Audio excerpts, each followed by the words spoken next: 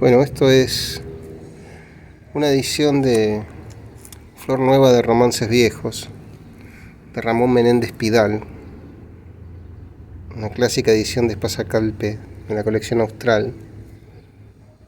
Tal vez las personas de más edad o las que hayan huroneado y curioseado en librerías de viejo,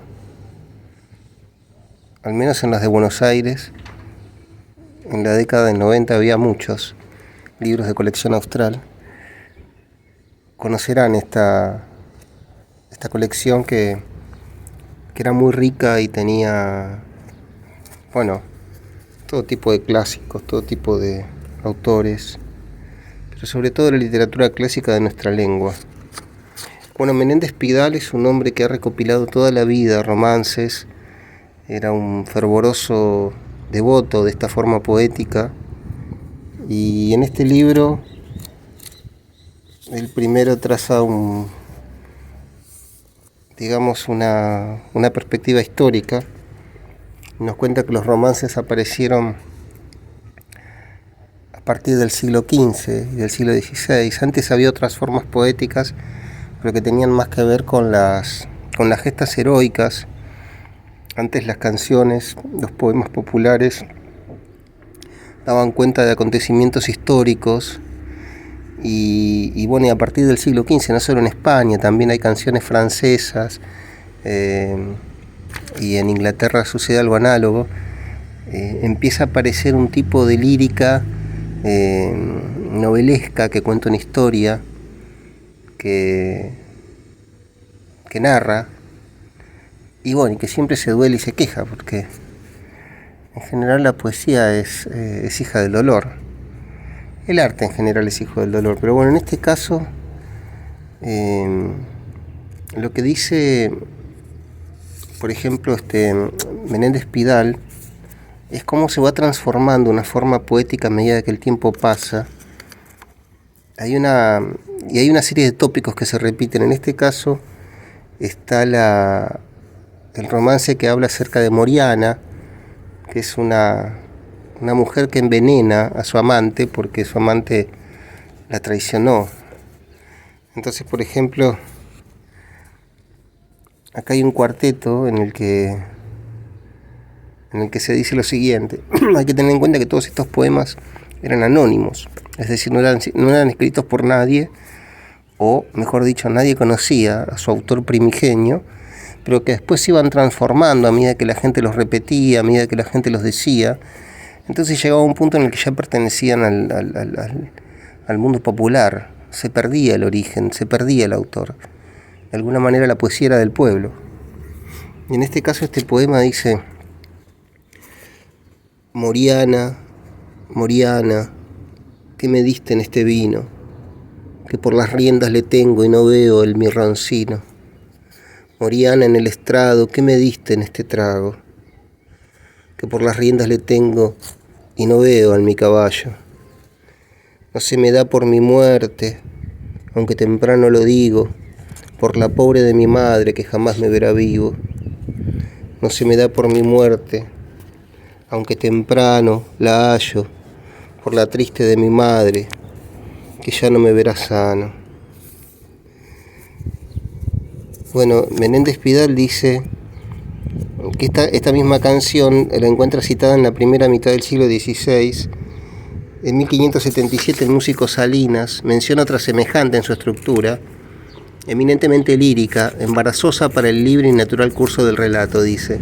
Entonces sigue esta historia, pero transformada ligeramente, y dice: pensóse el villano que me adormecía, tomó espada en mano, fuese a andar por villa. Pensóse el villano que me adormilaba, tomó espada en mano, fuese a andar por plaza. Es curioso porque de pronto hay una misma narración que va sufriendo y experimentando variantes, y a medida que pasa el tiempo, la misma cultura popular aúna esas varias canciones que andan dando vueltas y forman una sola, que es lo que sucedió con estas dos versiones que yo acabo de citar.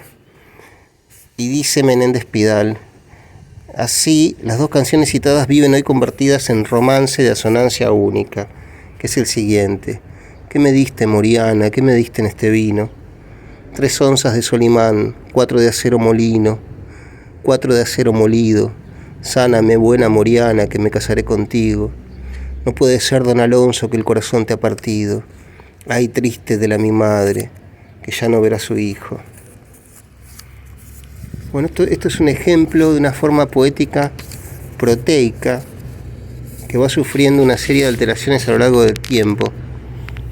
Yo quería leer algún romance más de este libro, pero antes que eso voy a citar a un autor inglés, que se nacionalizó norteamericano y que también estuvo en España en la Guerra Civil como corresponsal, y que se llama Auden, que era un gran poeta, pero que también era un gran teórico de la poesía, un gran teórico de la literatura. Esta entrevista pertenece al libro Poetas de los reportajes del Paris Review. Cualquier pronunciación que no sea castellana yo seguramente la voy a formular de mala manera, porque no leo francés, no leo inglés, simplemente leo esos idiomas cuando hay palabras escritas en esos idiomas como me parece que tienen que sonar, pero no tengo un conocimiento específico al respecto. Bueno, estos libros eran una belleza, las confesiones de escritores, que salían así en volúmenes temáticos. En este caso son poetas, en otro había un volumen de narradores latinoamericanos, otros de cuentistas, otros de novelistas. Pero bueno, en el caso de Auden, que era un hombre que experimentaba con las formas poéticas, y era un tradicionalista, le preguntan: usted siempre ha sido un formalista, los poetas actuales parecen preferir el verso libre, ¿cree que es una aversión a la disciplina?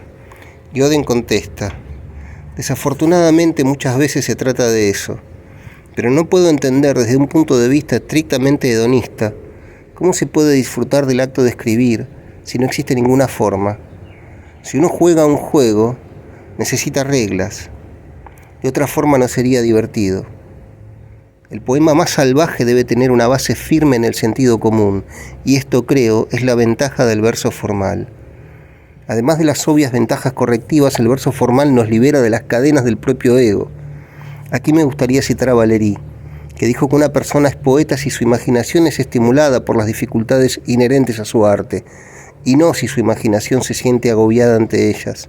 Y yo hago un inciso y recuerdo ahora un dístico de Octavio Paz que decía: la forma que se ajusta al movimiento no es prisión, sino piel del pensamiento. Es un hermoso dístico de versos endecasílabos. La forma que se ajusta al movimiento no es prisión, sino piel del pensamiento. Concluye Auden: creo que muy pocas personas pueden manejar bien el verso libre. Se necesita un oído infalible, como el de D.H. Lawrence, para determinar dónde deben terminar los versos. Pero bueno, a mí me parece muy interesante esta defensa que hace Auden del verso medido, de la forma como refugio y sobre todo como desafío para el artista, para el creador. Actualmente es muy difícil encontrar poemas que estén elaborados con versos medidos y que eventualmente practican la rima, que tengan cierta validez sonora, que detenten cierta belleza. Es muy difícil, porque se ha perdido lamentablemente esa raigambre tradicional que tenía la literatura poética. Bueno, quizás esta sencilla manera de leer libros sea una manera para mí de tratar de revivir esa vieja tradición. Bueno, simplemente voy a leer un romance más.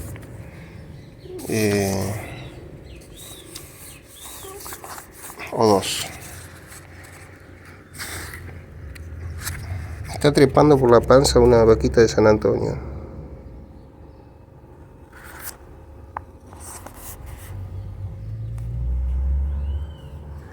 No se puede ver, ahí está en mi mano. Como si ella misma quisiera leer también. Pero bueno, voy a dejar este romance que tenía preparado. Acá hay uno muy lindo, que yo les recomiendo que lo busquen en La Voz de Nati Mistral, que está en algún lado, seguramente está en YouTube. Este se llama Romance del Prisionero, y dice que por mayo era por mayo, cuando hace la calor, cuando los trigos encañan y están los campos en flor, cuando canta la calandria y responde el ruiseñor, cuando los enamorados van a servir al amor, sino yo triste cuitado que vivo en esta prisión, que ni sé cuándo es de día, ni cuándo las noches son, sino por una avecilla que me cantaba al albor, matómela un ballestero, dele Dios mal galardón. Ahí está todavía la vaquita de San Antonio. Bueno, y por último, el infante Arnaldos. Durante mucho tiempo se creyó que este romance era el más hermoso de la historia de la literatura castellana. Yo tengo mis dudas al respecto, pero sin embargo me parece que está bien, me parece que tiene cierta complejidad. Y yo creo que siempre es necesario que una obra de arte sea arbitraria, sea compleja, como para poder suscitar en el espectador también una complejidad intelectual y una complejidad en su pensamiento. Porque bueno, para llaneza ya tenemos la vida cotidiana. En el arte tenemos que buscar ciertos problemas que nos estimulen. El infante Arnaldos. ¿Quién hubiera tal ventura sobre las aguas del mar, como hubo el infante Arnaldos la mañana de San Juan, andando a buscar la casa para su falcón cebar, vio venir una galera que a tierra quiere llegar, las velas trae de sedas, la ejarcia de oro torsal, áncoras tiene de plata, tablas de fino coral, marinero que la guía diciendo vino un cantar, que la mar ponía en calma, los vientos hace amainar, los peces que andan al hondo, arriba los hace andar, las aves que van volando, al mástil vienen posar, allí habló el infante Arnaldos, bien oiréis lo que dirá, por tu vida el marinero, dígasme ahora ese cantar. Respondióle el marinero, tal respuesta le fue a dar, yo no digo mi canción, sino a quien conmigo va. Es curioso este romance. El marinero le responde, yo no digo mi canción, sino a quien conmigo va. Por un lado tiene algo de rebelde y por el otro lado tiene algo de cómplice. Es decir, se puede decir que solamente le diría la canción si él fuera su amigo, si él fuera su compañero, si navegaran juntos. Nos dice Menéndez Pidal acerca de este romance y de las diferentes versiones que había de él. Las 4 versiones antiguas que se conservan son todas incompletas. 2 de ellas acaban con el corte repentino que acepto como final de más tensión poética. Esta versión fragmentaria, tan superior a la total, fue divulgada por cancioneros y pliegos sueltos en el siglo XVI y desde entonces es tenida como obra maestra del romancero. Un crítico inglés juzga nuestro romance del infante Arnaldos superior a la célebre balada de Heine, de la mágica canción de Loreley. Longfellow la glosa en The Secret of the Sea. Los líricos y no rimados versos del romance le encantan con su dulce y monótona cadencia, como las amplias olas que en la playa se tienden sobre la arena reverberante de plata. Al evocar la mística canción del marinero, los abismales secretos del mar embargan el alma del poeta y el corazón del gran océano le comunica su latido estremecedor. Bueno, esto intentó ser apenas un sencillo repaso de esta flor nueva de romances viejos de Menéndez Pidal y también un elogio de la poesía que practica el verso medido, que se aventura en el riesgo que implica el practicar el cencerro de la rima, que muchas veces es peligrosa, pero que sin embargo guarda relación con esa musicalidad que a mi juicio tiene que tener toda poesía buena. Es decir, yo creo que la poesía es música, y si no, no es poesía. Y sin duda, bueno, estos romances de la tradición castellana son todos música. A alguno le podrá gustar más, a otro menos, pero es una música que al fin y al cabo tiene que ver con nuestros orígenes, o con los orígenes de nuestro idioma.